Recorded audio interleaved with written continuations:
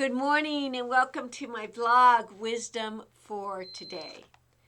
And today I want to talk to you a little bit more about stewardship. While I am talking, you're going to hear the sound of a beep. It's our alarm system, so don't worry about it. It's being fixed as I talk and try to tune it out. But I want to share a story about giving.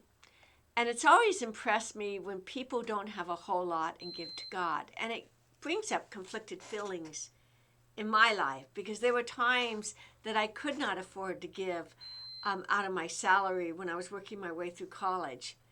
And so I had to give of my talents and skills. Now, as soon as I got a job that met my needs, I gave regularly, but I always felt a little tinge of guilt. But I don't want you to feel guilty by this woman that I'm going to share with you, in case that's your story.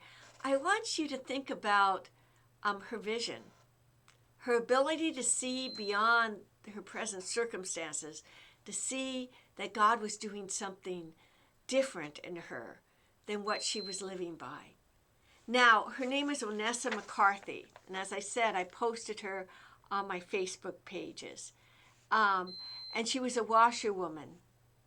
And the story goes like this. I'm just going to read to you a little bit by the article I saw. Oseola McCarty of Hattiesburg, Mississippi, left school after the 6th grade to care for her ill grandmother. I planned to go back, she later recalled, but I was too old to be with my classmates. So I kept working. For more than 70 years, she earned her living washing and ironing clothes by hand for local families, boiling water and scrubbing and rinsing and pressing every piece with quiet dedication. She lived simply, and she never owned a car, and saved every dollar she could, and each month she deposited part of her modest earnings into a savings account. Over the decades, her savings quietly grew to more than $250,000. And in 1995, at the age of 87, she astonished the nation when she deposited $150,000 to the University of Southern Mississippi to fund a scholarship to go for students who could not afford college. Doesn't that story bring you to reverence? That somehow she was able to save, and she was faithful in it. So there's an incredible amount of discipline there. But what astonishes me is her wisdom and her vision.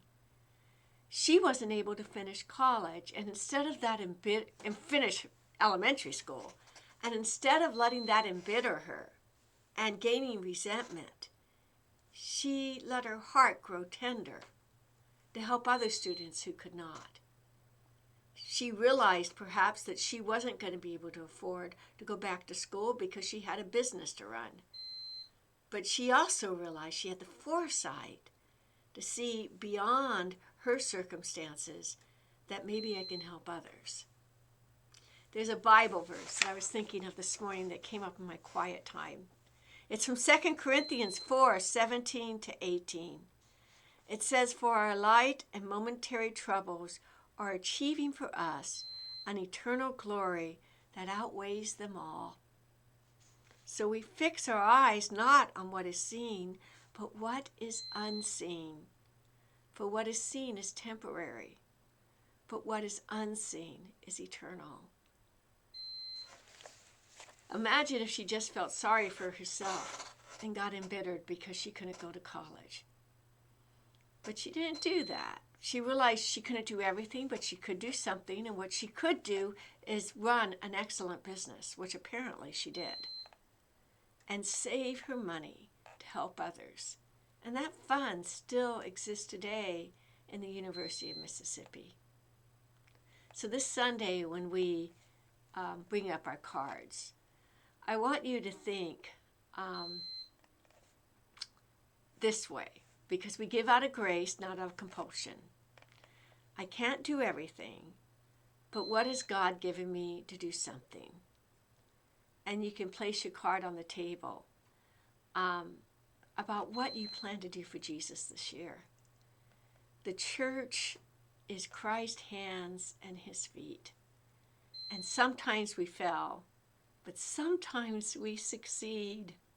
And that's the great joy of our life. So I pray as you consider your giving, you ask Jesus, what can I do to succeed for your kingdom's sake? I hope to see you in church this Sunday. And those of you who aren't in Enfield, I pray you find a church that you can attend and worship the living Christ. God's blessings and have a good day.